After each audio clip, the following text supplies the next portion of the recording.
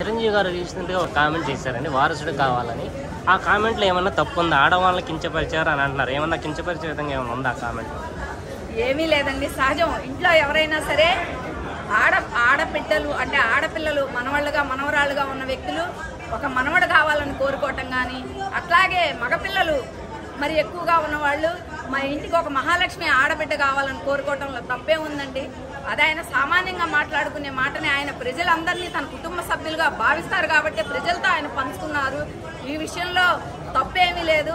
ముఖ్యంగా వైసీపీ వర్గాలు ఎక్కడా కూటమి ప్రభుత్వంలో వాళ్ళకి ఏదైనా విమర్శిద్దామంటే వాళ్ళకి విమర్శకు ఎక్కడా ఈ ప్రభుత్వం యొక్క చిక్కట్లేదు. కాబట్టి మరి చిరంజీవి గారు ఏదో వ్యక్తిగతంగా ఆయన ప్రజలతో పంచుకున్నటువంటి భావాన్ని ఈరోజు రాజకీయం చేసి రాజకీయంగా మాట్లాడుతున్నారు. మరి ఒకటేనండి, మరి ఆడబిడ్డలకి పెద్దపీట వేయట్లేదు, ఆడబిడ్డ వారసురాలు కాదా అన్నప్పుడు రాజశేఖర రెడ్డి గారికి షర్మిలా గారు కూడా మరి వారసురాలే. మరి ఎందుకని జగన్మోహన్ రెడ్డి గారు వైఎస్ఆర్సీపీ పార్టీలో షర్మిలా గారికి భాగస్వామ్యం కానీ లేకపోతే ఆ పార్టీకి మరి ఆమెనే అధ్యక్షురాలుగా కానీ పెట్టుంటే బాగుండేది.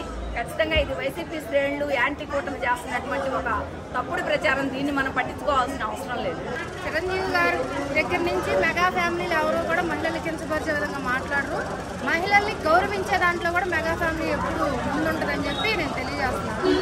అలాగే మీరు అడిగిన క్వశ్చన్కి ఆన్సర్ ఏంటంటే, శ్యామలా గారు ఫస్ట్ వైసీపీ పేటీఎం బ్యాచ్ నుంచి కొత్తగా పదవి ఇచ్చారు. ఆ ఇష్టం ఏదో కూడా మాట్లాడాలి. నాశనం అయిపోవడానికి ఎడ్జ్లో ఉన్న వాళ్ళే చిరంజీవి గారి గురించి మాట్లాడతారు. అర్థమైందా? చిరంజీవి గారు చాలా మంచి మనిషి. అలాంటి ఆయన విమర్శించారు అనుకో ఎవరైనా సరే నాశనం అయిపోతారు. శ్యామలా కూడా అందులో మొదటి జాబితాలో చేరిపోయిందని చెప్పి నేను తెలియజేస్తాను. చిరంజీవి గారు ఫంక్షన్లో వారసుడు కావాలని కామెంట్ చేశారు. ఆ కామెంట్లో మహిళలను కించపరిచే విధంగా ఏమైనా ఉందా? ఏమి లేదండి. అసలు యాంకర్ శ్యామల యాంకరింగ్ చేసుకోకుండా ఒక చిరంజీవి గారి మీద బురద చల్లటానికి దేనికి వచ్చిందండి? ఒకసారి గతంలో వాళ్ళు ఆలోచించుకోమనండి. ఇప్పుడు రౌడీ రాజ్యం లాగా చేయాలని ఈ చిరంజీవి గారి మీద బురద చల్లట.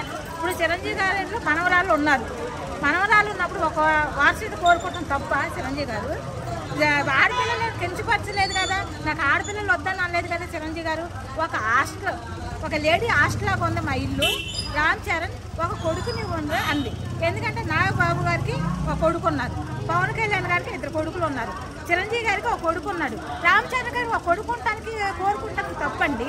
తప్ప అది ఎవరైనా కోరుకునేది ఉంటుంది కదా, ఆశ ఉంటుంది కదా.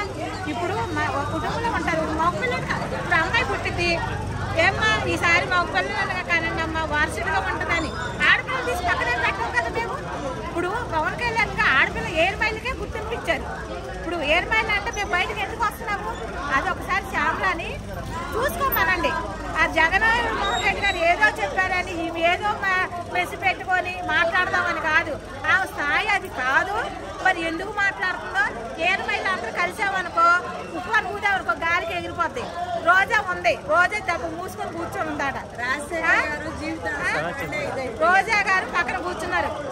అదే పద్మ ఉంది కదా, వాసవి పద్మరెడ్డి, ఆమె కూర్చొని ఇప్పుడు మా పవన్ కళ్యాణ్ గారికి పొగుడుతుంది.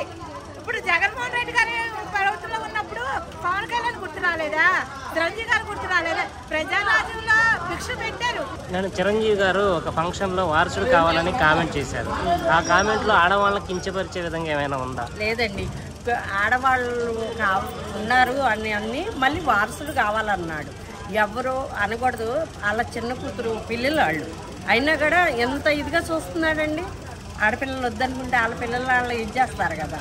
అలా కాకుండా అంత ఇదిగా చూస్తాడంటే అంతకన్నా ఉదాహరణ ఇంకోటి లేదు.